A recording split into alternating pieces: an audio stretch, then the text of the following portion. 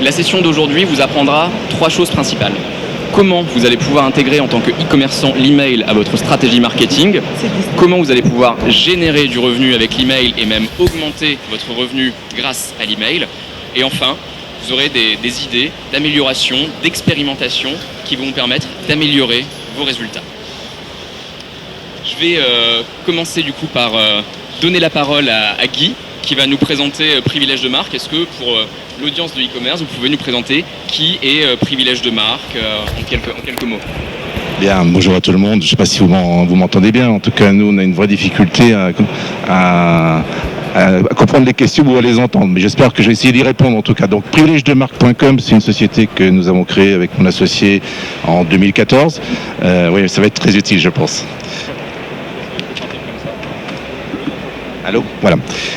Donc on a créé cette société en 2014, elle est devenue opérationnelle en novembre 2014 et on a fait un business plan initial comme beaucoup de startups qui intégrait plusieurs éléments et en tout cas l'objet social. L'objet social c'est tout simple, c'est d'être le premier site de vente privée pour vendre des produits qui sont des produits dits de marque, d'où le nom, je reviendrai là-dessus tout à l'heure, qui sont dans le cadre général de l'art de bien recevoir.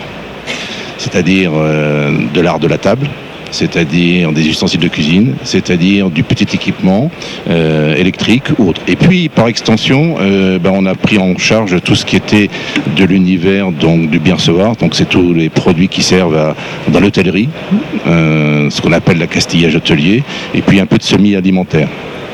Je ne sais pas si vous êtes familier avec le système des ventes privées, mais le système de vente privée est un modèle assez particulier qui suppose que les gens adhèrent, c'est-à-dire s'inscrivent. Donc l'un des objets principaux de notre dispositif, au-delà d'avoir en permanence un sourcing de qualité, c'est-à-dire des marques de qualité, c'est d'avoir des gens qui sont attentionnistes sur notre site.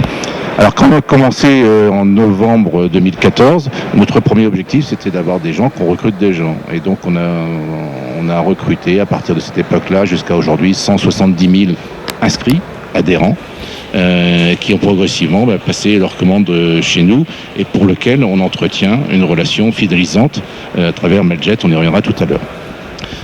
Notre société, comme toutes les startups, elle a une visibilité assez claire. Aujourd'hui, elle fait à peu près, sur cette année, on devrait faire à peu près 700 000 euros.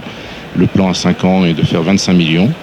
Et notre société présente plusieurs éléments très différenciateurs de ce que vous pouvez connaître sous titre de venteprivée.com ou showroomprivé.com. C'est que nous sommes un site spécialisé, donc très vertical. Comme d'autres, avec des modèles que peut-être pour certains d'entre vous connaissez, qui s'appellent Westwing, qui s'appellent Brico Privé, dans des univers comme le bricolage, comme Beauté Privée, dans la beauté, et ainsi de suite. Notre deuxième spécificité, c'est que notre site présente 2 parcours clients. Un parcours pour les professionnels et un parcours pour les particuliers. Alors pour les particuliers, on s'adresse à tous les gens qui sont amateurs du beau produit, qui aiment bien cuisiner, qui aiment bien recevoir ce qu'on appelle des hôtes de marque et qui aiment utiliser chez eux lorsqu'ils cuisinent ou lorsqu'ils reçoivent des produits de marque et pas des produits d'origine de l'autre côté de la terre ou des produits sans nom. Nous ne faisons que de la marque. Deuxième élément, le parcours des professionnels, ce sont les cafés, hôtels, restaurants, et les métiers de bouche, bouchers, charcutiers, traiteurs, qui veulent acheter à bas prix, puisque le principe, c'est de proposer à nos clients adhérents des remises entre 40 et 75% sur des produits de marque. Une fois que je vous ai dit ça, il y a une troisième catégorie de clientèle qui est celle que vous appréhendez peut-être quelquefois, qui est ce qu'on appelle les semi-professionnels.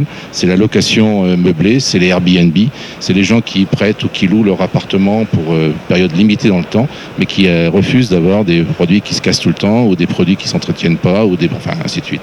Ou toute chose qui soit de piètre qualité, puisque nous, notre site, si vous y allez, vous pouvez y aller sur votre portable, vous verrez que c'est un site c'est un choix artistique, mais c'est un choix de positionnement qui est très qualitatif.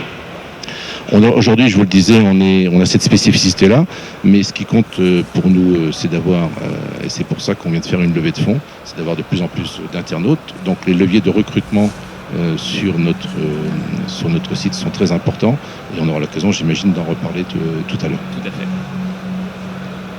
Et du coup, je sais que que l'email avait fait partie très tôt de la stratégie de privilège de marque. Vous disiez un mot du recrutement, de l'affiliation. Est-ce que vous pouvez nous éclairer un peu plus sur la façon dont vous avez commencé avec l'email ? Oui, donc lorsqu'on a commencé, on a commencé de zéro. On avait quelques fichiers comme beaucoup de startups, mais on a eu un recours immédiat. On a noté en novembre, c'était à la veille de Noël. Donc on a essayé d'utiliser des leviers assez massifs de recrutement. On a commencé par l'affiliation dans un premier temps avec des budgets assez conséquents, ce qui fait qu'on est monté tout de suite en puissance en termes d'internautes, principalement, avec une offre qui se voulait plutôt grand public dans un premier temps, par rapport à ce que je vous évoquais tout à l'heure, le fait qu'il y a une partie de notre site qui est pour les particuliers et l'autre sur les professionnels. On a tout de suite accentué sur la partie professionnelle avec des grandes marques. Quand je ne sais pas si je vais vous sauter quelques marques, mais Guy de Graine, Bragard pour les vestes, de la porcelaine de qualité de Limoges, voilà le genre de produits couverts, et on a commencé par des choses assez basiques de notre assortiment. Dans notre business plan, comme quoi les business plans ils évoluent au fur et à mesure du temps, on avait prévu de travailler avec Mailjet pour notre développement, mais on avait aussi prévu d'offrir à nos internautes, grosso modo, 8 boutiques en ligne en permanence. Si vous allez sur notre site, vous verrez aujourd'hui qu'il y a 50 boutiques. 50 boutiques, c'est 50 marques qui sont. Donc nous produisons 4 marques par jour, grosso modo, qualitatives, et sur un dispositif de 50 qui est aujourd'hui en vente. Nous avons à peu près de l'ordre de 40 à 50 commandes par jour, avec un moyen assez élevé, qui est de l'ordre de 90 €, ce qui est notre dispositif aujourd'hui, qui est plutôt haut de gamme par rapport à un strict business de B2C, tel que vous pouvez peut-être le connaître en e-commerce traditionnel. On va passer la parole à Clémence.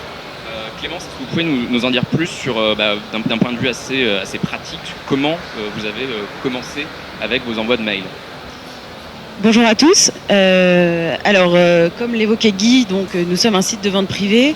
L'emailing est donc partie intégrante du concept même de vente privée. Donc on ouvre 4 ventes tous les matins, on en ferme également tous les jours. Donc il est important d'annoncer à nos membres les ouvertures de boutiques et les fermetures. Donc on envoie des newsletters tous les matins. On a donc une newsletter quotidienne qui part aux alentours entre 6h et 9h du matin. Notre pic de trafic étant à 9h du matin, il est vraiment primordial que les newsletters partent avant 9h. On a ces newsletters quotidiennes, mais dans notre palette d'emails, on a également ce qu'on appelle des focus produits ou des focus ventes. Et donc là, on va se focaliser sur une vente, sur un best-seller, sur un produit, et parler un peu plus du produit en lui-même et ne pas simplement annoncer les ventes. Donc ça fait partie intégrante du concept de vente privée, et donc c'est pour ça qu'on s'est lancé avec Mailjet avant même la mise en ligne du site. On a préparé nos maquettes avant la mise en ligne du site. On a vraiment préparé nos newsletters. Et donc au lancement, dès le premier jour de la mise en ligne, dès le lendemain, on a envoyé notre première newsletter. Je sais que l'email, vous le disiez, était très important dans la stratégie quand on est un site de vente privée. Il semble que vous suivez de façon quotidienne la contribution de l'email au trafic et au chiffre d'affaires. Est-ce que vous pouvez nous en dire un petit peu plus là-dessus sur pratiquement comment vous le faites ? Oui, alors évidemment, comme je vous l'évoquais, donc on envoie beaucoup de newsletters. Actuellement, chaque semaine, on envoie 11 mails différents. 11 maquettes différentes. Donc on a besoin de traquer tous ces emails. On utilise plusieurs méthodes de tracking, enfin 2 en l'occurrence. Une méthode de tracking via notre outil de back-office PrestaShop, qui nous permet là de sourcer nos commandes, donc de savoir combien de commandes ont généré chaque newsletter. Et on utilise également Google Analytics, donc on va double traquer avec PrestaShop et Google Analytics.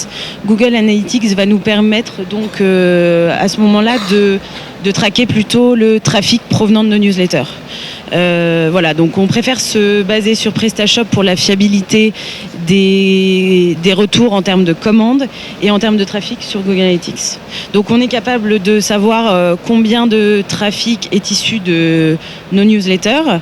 Actuellement, pour Privilège de marque, c'est 70% du trafic qui est issu des newsletters. Et à peu près 15% de notre chiffre d'affaires, étant donné qu'on sait que l'emailing va générer du trafic, mais pas forcément de la commande immédiatement. C'est-à-dire que les gens vont être par exemple en situation de mobilité lorsqu'ils vont consulter notre newsletter. Et donc, ils vont effectuer leur commande un peu plus tardivement dans la journée et passer par un autre canal. Voilà, donc 70% du trafic, 15% du chiffre d'affaires. Donc c'est pour ça que c'est un levier qu'on est obligé de bichonner. Grâce à nous. Donc quand on parle de l'email, c'est vrai que là on a l'impression que tout est rose et dès le lendemain de la création du site, vous avez tourné la clé et c'est parti. Mais on sait que l'email c'est pas un long fleuve tranquille. C'est un canal qui peut parfois représenter un certain nombre de challenges. Et est-ce que vous pouvez nous faire part des challenges que vous avez rencontrés avec l'email ? Alors oui, il y a plusieurs challenges, mais vraiment le challenge principal pour nous, et on l'a découvert un petit peu sur le tas, c'est la délivrabilité. Donc au départ, on shootait de petites bases, comme l'a dit Guy tout à l'heure, on a gonflé nos bases de données assez rapidement. Et donc on s'est rendu compte très rapidement qu'il fallait qu'on surveille notre délivrabilité vraiment quotidiennement.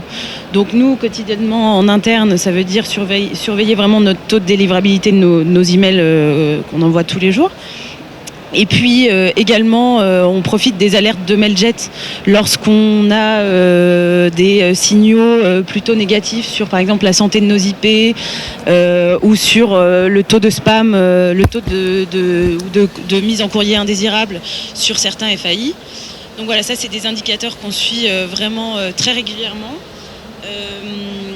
Au début, on était donc au départ même du lancement avec Mailjet, on était sur une IP mutualisée et on est passé sur une IP dédiée. Ouais, juste pour expliquer ce concept avec lequel tout le monde n'est pas forcément particulier dans la salle. Quand vous commencez avec Mailjet, si vous souscrivez un compte en libre service, vous envoyez des volumes relativement modestes d'emails, vous allez partager l'adresse IP qui sert à envoyer vos emails avec d'autres envoyeurs. Et ça peut avoir un impact sur la capacité de vos emails à arriver en boîte de réception. Pour les gens comme Privilège de marque qui ont besoin d'envoyer un certain volume d'emails dans un temps relativement restreint, donc Clément disait les mails partent entre 6h et 9h du matin pour correspondre au pic de trafic de 9h du matin, c'est bien intéressant de s'occuper de ses propres adresses d'envoi qui vont vous permettre d'assurer la remise en boîte de réception. Voilà, c'est pour accompagner la mise au volume du métier.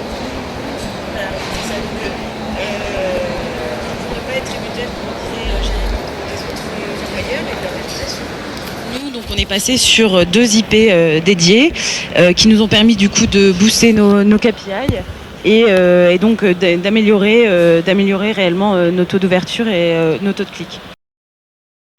Je crois que justement quand on part avec une adresse IP dédiée, elle a une réputation qui est encore à construire en fait. Elle est vraiment vierge entre guillemets.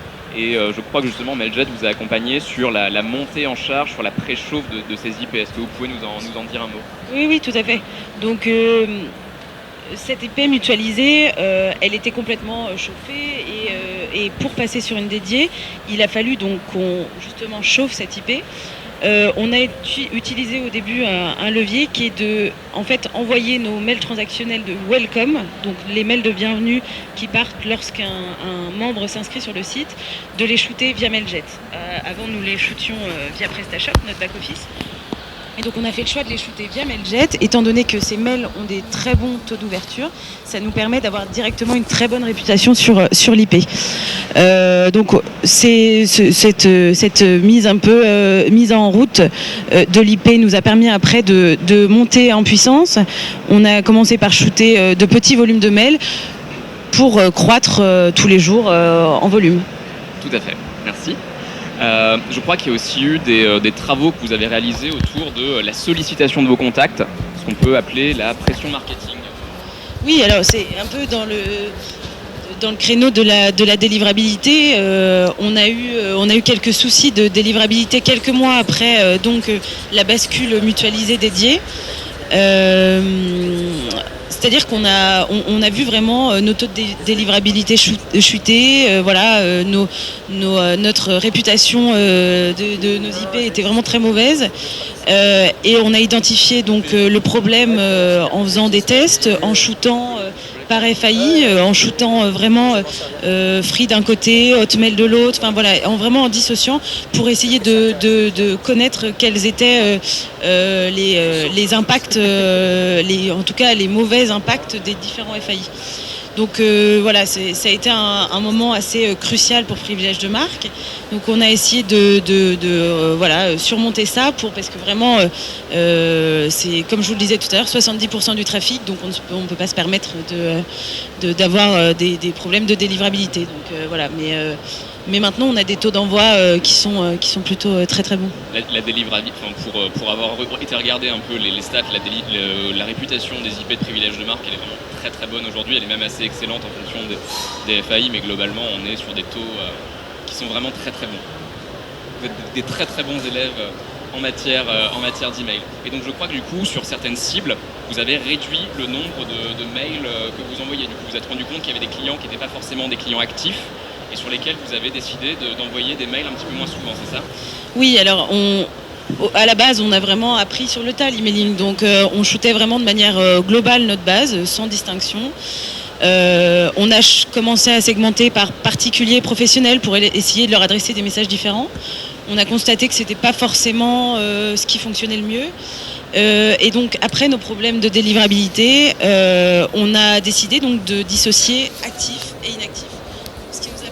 De ne pas trop sursolliciter les inactifs, de leur envoyer moins d'emails, que les emails soient plus efficaces et efficients. Et par contre, les inactifs, de leur envoyer un maximum de sollicitations pour générer toujours plus de trafic. Donc vraiment, la segmentation de nos bases de données a été vraiment cruciale et là-dessus, on va aller encore plus loin parce qu'on pense que c'est vraiment la clé pour faire des progrès là-dessus, la segmentation. In fine, vous êtes rendu compte en envoyant moins sur certaines cibles qu'on peut générer autant, voire plus de chiffre d'affaires en envoyant moins de mails. Oui, c'est-à-dire que générer plus de chiffre d'affaires, je dirais qu'en fait, on a permis de générer plus de trafic. Donc le trafic étant complètement lié au chiffre d'affaires, c'est vrai que envoyer moins d'emails et plus qualitatif, oui, nous a permis de générer plus de ventes. Et il me semble également que vous avez mené des tests autour du poids des emails que vous envoyez. Je crois que les emails que vous envoyiez à la base étaient relativement lourds et que ça gênait un peu la réception par les gens. Vous pouvez nous en dire un mot ? Oui, donc on a parlé des bases de données, mais après il y a d'autres leviers qu'on peut activer pour améliorer cette délivrabilité. Un des leviers, c'est l'optimisation du contenu du mail. Donc c'est un travail qu'on a fait avec Boris, notre account manager, qui nous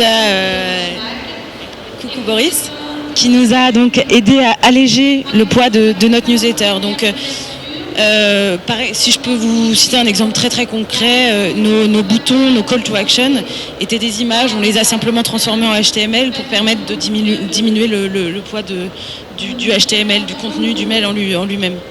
On a fait tout un travail aussi sur le poids de nos images, pour vraiment diminuer, quasiment on a réussi à diviser par quasiment 10 le poids de notre email. Et sachez que ça peut avoir un impact absolument crucial dans la façon dont les gens vont recevoir vos emails. Donc déjà, ça peut impacter le fait que les mails arrivent en boîte de réception ou en boîte de spam. Si les mails sont trop lourds, ils peuvent arriver en spam, surtout s'il y a beaucoup d'images. Et surtout dans Gmail, je pense que vous avez tous été confrontés à ça. Parfois, on est en train de regarder un mail qui peut être relativement long. Et puis, on arrive à la fin du mail et puis on voit 3 points de suspension et un message message clipped, click here to view the full message. En fait, c'est que Gmail, au-delà d'un certain point de l'email, arrête de vous montrer l'email en tant que client. Et donc du coup, pour aller voir les infos qu'il y a dans le reste de l'email, dans le bas de l'email, il faut faire l'action en tant qu'utilisateur de cliquer là-dessus. Donc vous passez du temps à créer des messages, à mettre énormément d'informations dans vos messages. finalement vos clients ne les voient pas. Donc optimiser le poids, ça permet d'être sûr que les gens voient vraiment tout le contenu du mail que vous voulez leur afficher. C'est un vrai impact sur la façon dont les gens vont recevoir et percevoir votre message. Vous disiez un mot de l'accompagnement que vous avez reçu avec Boris. Est-ce que vous pouvez nous en dire un petit peu plus sur ce que Mailjet a fait pour accompagner Privilèges de marque au cours de votre développement et des différents services dont vous avez pu bénéficier? On l'a déjà un petit peu évoqué tout à l'heure. Ça va faire 2 ans quasiment qu'on travaille avec Mailjet. On a commencé à se familiariser avec la plateforme avant même la mise en ligne du site pour préparer nos maquettes. C'est ce que je disais tout à l'heure. Et au fur et à mesure donc des étapes du développement de Privilèges de marque, donc Mailjet et Boris a fait un réel accompagnement stratégique pour nous. Pour les différentes questions, je dirais produits, plus pour utiliser Mailjet, vraiment l'utilisation quotidienne, pour le routage, la programmation, la délivrabilité évidemment. Et puis au-delà de ça, on a aussi eu affaire à l'équipe support lorsque Boris n'est pas forcément disponible, mais notre account manager est vraiment le premier point de contact. Ensuite, d'autres choses, on a pu également on a eu recours à un monitoring de nos campagnes. Parce que comme je vous l'ai expliqué, il est impératif que nos campagnes partent avant 9h. Donc on a mis en place un système d'alerte qui permettait de nous prévenir lorsque nos campagnes n'étaient pas expédiées en temps et en heure.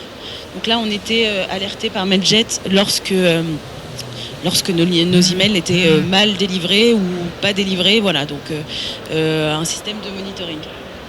Et vous le disiez finalement tout à l'heure, vous n'êtes pas experte de l'email. Enfin, l'email, vous faites l'email, mais vous avez aussi d'autres casquettes chez Privilèges de marque. Vous gérez vraiment le digital, sur tous les aspects. Et à l'heure actuelle, Privilèges de marque n'a pas eu besoin d'embaucher d'experts de l'email pour pouvoir faire de l'email de façon optimale. Oui, on est Privilèges de marque est une start-up assez récente, donc on est staffé, mais on a beaucoup de choses à faire pour très peu de monde. Donc évidemment, on est un peu sur tous les leviers et tous les fronts. Et donc, notamment pour la bascule de l'IP, c'est des choses assez techniques. Donc, ça va au-delà du web marketing. Donc, c'est là qu'on a besoin d'experts et de conseils pour nous accompagner dans ce genre de situation. Ouais, notre métier, il est basé sur 2 choses. Les choses importantes, c'est une génération de trafic. Et donc, il faut qu'on ait chez nous quelqu'un qui est capable de piloter les différents acteurs. Donc, des experts en sous-traitance ou en gestion externalisée de notre côté. Et puis, le côté le sourcing pour avoir toujours un sourcing de qualité. Et puis les 2 choses dont on ne parle pas dans notre métier, ou peu, ou rarement, c'est l'hébergeur. Parce que l'hébergeur, c'est une plateforme qui doit être la plus solide possible et elle tourne bien depuis 2 ans. Et puis la logistique, c'est ce qui permet de livrer les produits très facilement dans un délai court avec le niveau de qualité requis. Donc notre but, c'est d'avoir une expertise qui pilote tous les leviers et en particulier les prestataires externes. Et en plus, un prestataire français. Avec qui vous pouvez échanger en français. Je n'osais pas le dire parce que ça fait un peu bizarre, mais c'est vrai. En fait, on a une veine ou une ADN chez Privilèges de marque qui est plutôt basée autour des marques qu'on vend, qui sont pour l'essentiel françaises et occidentales. Donc on est porteur de rien, sauf qu'on constate que notre hébergeur, il est basé en France, il est à Rambouillet, c'est lui qui nous a conseillé de travailler avec Mailjet, ce qu'on a fait avec beaucoup de plaisir, et on a continué dans cette veine-là, j'ai envie de dire. Donc voilà, donc c'est vrai, l'aspect français, on est porteur de rien, on est messager de personne dans ce cadre-là, mais c'est vrai que, en tout cas pour la partie de l'offre, si vous aimez l'art de recevoir, vous verrez qu'il y a beaucoup de marques françaises qui sont souvent sous-utilisées, galvaudées, un peu martyrisées par les grands distributeurs qui font des produits qui viennent de l'autre côté de la Terre. Et l'un de nos messages, nous, c'est de faire travailler plutôt des gens qui apportent de la valeur et de l'intelligence en France. Merci. Bravo. Vous nous disiez un mot sur les tests que vous êtes en train de faire sur la segmentation. Donc vous avez peut-être des exemples à nous donner à l'oral d'optimisation que vous pensez faire sur vos plans de segmentation, par exemple. On a encore plein de choses à développer, plein de nouvelles méthodes à mettre en place. Quelque chose qu'on a récemment mis en œuvre, c'est la possibilité pour l'internaute, pour le membre inscrit sur Privilèges de marque, la possibilité de choisir son rythme de réception de nos newsletters. Donc c'est-à-dire que dans son compte personnel, le membre a la possibilité de choisir le rythme quotidien, 3 fois par semaine ou hebdomadaire. Donc c'est-à-dire qu'on lui offre vraiment la possibilité de choisir sa fréquence et de ne pas être sursollicité ou surpressurisé par nos emails. Mais ça, c'est la première step. La step 2 pour nous, ce serait vraiment de segmenter en amont. Parce qu'on s'est rendu compte que la démarche d'aller dans ses infos personnelles, de choisir sa fréquence de newsletter était vraiment une démarche assez rare pour l'internaute. L'internaute ne fait pas cet effort. Donc nous, l'objectif, c'est de segmenter en amont de ça. Donc de détecter les habitudes de l'internaute, de voir si un internaute ouvre nos newsletters 1 fois, 3 fois par semaine, de vraiment lui flaguer une habitude et à partir de ça, de lui imposer un rythme de newsletter. Donc on fera toujours primer son choix, le choix de l'internaute, mais il est important que nous on fasse cette démarche-là pour qu'on ait toujours des bases de données efficaces et de qualité. Et être sûr que les gens qui reçoivent vos messages, ils les ouvrent et qu'ils ne se sentent pas harcelés par Privilèges de marque. Un des grands cauchemars de l'envoyeur d'email étant finalement que les gens décident de se désabonner totalement des newsletters et du coup de ne plus avoir le droit de leur envoyer des messages pour les prévenir de l'ouverture des ventes. Donc, le but c'est vraiment de prendre le problème en amont et d'être sûr d'adresser le problème totalement en amont. Merci beaucoup pour votre témoignage, c'était vraiment très intéressant, j'espère que les gens dans l'Assemblée l'ont trouvé très intéressant. Vous aurez la possibilité d'ici quelques minutes de poser toutes les questions que vous voulez à Privilèges de marque ou à moi-même.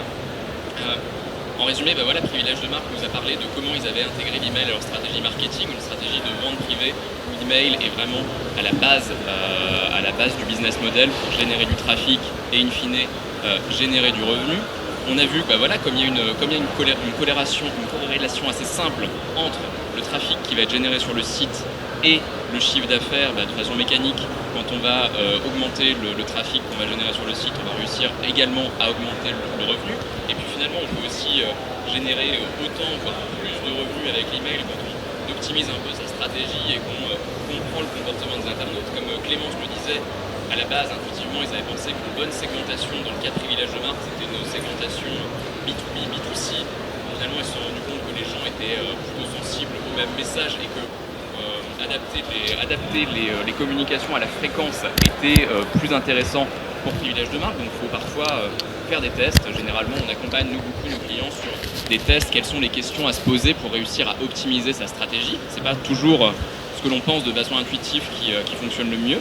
Et expérimenter pour améliorer ses résultats, essayer d'envoyer beaucoup de messages aux gens qui vont être très très fans de la marque, en envoyer un petit peu moins aux autres, adapter ses communications et puis toujours faire du test, changer ses objets de message pour générer plus de taux d'ouverture, changer aussi parfois le nom d'expéditeur. Il y a énormément de tests qu'on peut mener en matière d'email. Si vous posez des questions vous-même sur votre stratégie d'email, moi je vous invite à venir nous voir sur notre stand. Donc je me ferai un plaisir d'en discuter avec vous et de réfléchir avec vous sur comment vous pouvez optimiser votre stratégie et quels sont les tests à mener. Mais globalement, on a la chance de récolter beaucoup d'informations grâce à l'email, grâce au taux d'ouverture, au taux de clic, au désabonnement. Il faut vraiment en profiter pour mener le plus d'expérimentation possible. Un mot sur Mailjet avant de vous donner la parole et de passer à la séance de questions-réponses. Sur pourquoi choisir Mailjet. On le disait avec Guy et Clémence, c'est vrai que Mailjet est un acteur français. Dans le monde de l'envoi d'email, on est assez peu. On est fiers d'être un acteur français et international. Donc Mailjet a ses bureaux en France, son siège social en France, avec une présence partout dans le monde. L'avantage de choisir Mailjet, c'est que vous pouvez faire appel à un fournisseur d'email qui va être unique. Donc Clémence parlait de la différence entre des emails marketing et des emails transactionnels. Donc l'email marketing, c'est tout ce qu'on va pouvoir envoyer pour générer du trafic sur le site web, faire la promotion d'offres spéciales.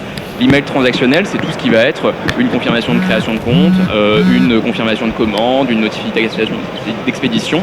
Il faut savoir que les emails transactionnels sont à peu près 4 fois plus ouverts que les emails marketing. On accompagne souvent des clients qui ont des taux d'ouverture de leurs emails transactionnels qui vont être au-delà des 60 ou 70%. C'est vraiment pas rare. Et avec Mailjet, on peut envoyer les deux types d'emails, qui sont des types d'emails un peu différents, qui vont avoir leurs impératifs. Un email marketing, il n'est pas censé arriver dans la seconde. Un email transactionnel, il faut qu'il arrive vraiment très rapidement après que le client ait fait son action. Sinon, ça va vous générer des plaintes, des retours au call center ou alors des gens qui vont se plaindre maintenant sur Twitter ou sur votre page Facebook. Mailjet, on est également une plateforme qui va permettre une vraie collaboration entre les marketeurs et les développeurs. Donc les marketeurs vont avoir à leur disposition des outils très simples pour créer des emails en mode glisser-déposer. Ça va être vraiment un jeu d'enfant de créer des mails. Et les développeurs, eux, vont avoir accès à une API et des relais SMTP qui vont permettre d'intégrer la solution d'envoi de mail avec toute votre solution. Donc on le disait chez Privilège de marque, la solution d'envoi de mail est interfacée avec la plateforme de e-commerce. On peut venir s'interfacer avec des CRM, avec tout autre type de plateforme, des applications mobiles. Il y a vraiment pas de limite là-dessus.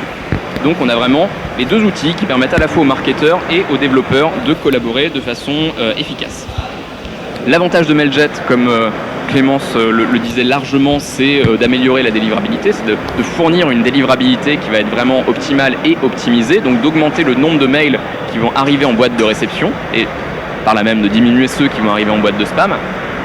Comment on a développé depuis le début de Mailjet des liens étroits avec tous les fournisseurs de boîtes mail et ce partout dans le monde. Donc Mailjet est une société française à la base. On a un bureau à New York depuis plusieurs années maintenant et notamment notre responsable de la délivrabilité est aux États-Unis et ce qui nous permet au quotidien de dialoguer avec les gens chez Google, chez Yahoo, chez Microsoft pour débloquer toutes les situations. Et de la même façon, on a des gens qui en France sont en relation étroite avec les fournisseurs de boîtes mail pour pouvoir comprendre et débloquer des situations que nos clients peuvent rencontrer. On a un support et du conseil qui va être sur mesure, donc en fonction de la taille du client, on va pouvoir ajuster l'offre d'accompagnement qui va être nécessaire. On a des comptes en libre service, vous pouvez aller sur le site mailjet.com et ouvrir un compte, tout simplement un compte gratuit, et là donc vous n'aurez pas accès à nos experts qui vont vous accompagner sur de l'account management, vous aurez accès à du support. Et puis en fonction de vos besoins, de vos envois, on peut vous proposer des solutions plus personnalisées qui vont répondre à toutes vos questions et qui vont vous permettre d'améliorer votre stratégie email et surtout d'améliorer les indicateurs clés qui vont vraiment compter pour votre activité. Parce que in fine, c'est ça qui compte, c'est vraiment réussir à accompagner le métier. On a, je vous le disais en préambule, plus de 40 000 clients dans 150 pays, donc on a des clients de toute taille. Le biais qu'on a toujours sur ce type d'événement, c'est qu'on met des clients relativement gros qui vont parler à tout le monde. Donc forcément, quand on parle de Galeries Lafayette, du MIT, d'autres sociétés, c'est des noms dans lesquels vous, en tant qu'e-commerçant, vous avez peut-être du mal à vous projeter. Mais on accompagne vraiment des entreprises de toute taille. On accompagne aussi bien des startups, des entrepreneurs individuels que des très grandes sociétés et aussi des multinationales. Et maintenant, c'est à vous. Est-ce que vous avez des questions ? Je ne sais pas si on a un micro pour passer dans la salle avec les questions. Sinon, je vais le faire. Merci. Alors, est-ce que vous avez des questions ? N'ayez pas peur. C'est toujours la première question qui est la plus difficile. Bravo, courageux. Oui, bonjour. Vous avez tout à l'heure exposé vos 2 voire 3 types de clientèle, les particuliers, les professionnels, et vous avez évoqué une clientèle intermédiaire. J'avoue que je n'ai pas saisi de quoi il s'agissait exactement. En fait, c'est ce qu'on... Porteur de projet. C'est ce qu'on appelle les semi-professionnels. C'est les gens qui peuvent acheter à titre professionnel ou à titre particulier et qui ont des comportements en général de particuliers. Typiquement, 2 univers, c'est les chambres d'hôtes, maisons d'hôtes, gîtes ruraux, mais parallèlement, les gens qui font de la location Airbnb. C'est-à-dire, on vend des machines à laver séchantes, par exemple, la vente en 2 heures. Pourquoi ? Parce que quand vous faites du Airbnb, vous devez changer la literie, les draps en 2 heures avec la personne qui s'en occupe avant que les nouveaux occupants n'arrivent dans les lieux. Voilà un des leviers. Une chose, préférer avoir des assiettes qui se cassent pas et qui durent avec une machine à laver, plutôt que d'avoir, parce que c'est généralement le cas, ça arrive assez souvent dans les locations courte durée, que ça se casse. Voilà, c'est un des leviers. Donc on adresse cette clientèle-là qui est un peu intermédiaire, qui a des comportements qui peuvent s'inscrire comme professionnels chez nous ou comme particuliers. Est-ce qu'il y a une autre question? N'hésitez pas. Oui, par ici. Vous vous présentez? Oui, bonjour, c'est Russe Thomas. Vous avez dit que vous avez lancé des emails dès l'ouverture du site, mais sur quelle base de données existante? Comme je le disais, la base ne fait que croître tous les jours, donc on utilise des leviers d'acquisition en fil rouge toute l'année. Et donc au début, on a vraiment, voulu faire croître notre base de données très fortement. Donc dès le premier jour, on avait des leviers d'acquisition. Guy parlait tout à l'heure d'affiliation, donc on a fait beaucoup d'emailing au CPL pour augmenter notre base de données, augmenter en nombre très fortement. Donc le premier jour, on était sur de tout petits volumes. Pas mal nos proches, faut l'avouer, nos proches, nos prestataires, voilà. Et puis dès les premières semaines, on a commencé vraiment à compter en milliers, voire dizaines de milliers de membres sur le site. Dans notre univers, il y a une chose qu'il faut retenir, c'est l'intention. C'est-à-dire qu'on ne peut accepter dans nos bases de données les gens qui ont une intention, une affinité pour l'univers produit. Donc c'est pas du volume qui compte, mais c'est une démarche qualitative d'intention un moment ou un autre d'acheter nos produits et d'être intéressé. Les gens restent longtemps sur notre site parce qu'il y a beaucoup de détails, beaucoup d'informations. Et deuxième chose, ils ne viennent que parce qu'ils sont intéressés par l'art de bien recevoir. Merci. Peut-être le temps pour une dernière question là, au premier rang. Oui. Oui, bonjour Valérie Bouba, moi je suis gérante d'une agence de com. Vous parliez... Madame. Pardon? Je n'entends plus là Ah, ça a coupé? Oui, bah remettez le casque peut-être. Ouais, je sais pas. En plus, ma question s'adresse à vous, alors il faudrait que vous m'entendiez. Voilà. Non, très court. Vous parliez du poids de l'email là tout à l'heure. Quel est le poids à ne pas dépasser? Vous pouvez juste un peu... Ah, c'est pas bien ça. Passez sur le stand, je rechercherai, c'est simple, je sais comment le retrouver, je l'ai plus en tête, c'est quelques kilos, mais ouais. Passez sur le stand tout à l'heure et moins de 1 méga. Il y a 700 et 700. Alors le poids de l'email doit faire moins de 1 méga, idéalement 750. Voilà, kilooctets. Oui. Ça vous interdit pas de venir nous voir sur le stand pour parler plus en... Merci à tous de votre attention. Merci à Privilège de Marque pour cette formidable présentation. Merci Jérémy. Merci l'organisation.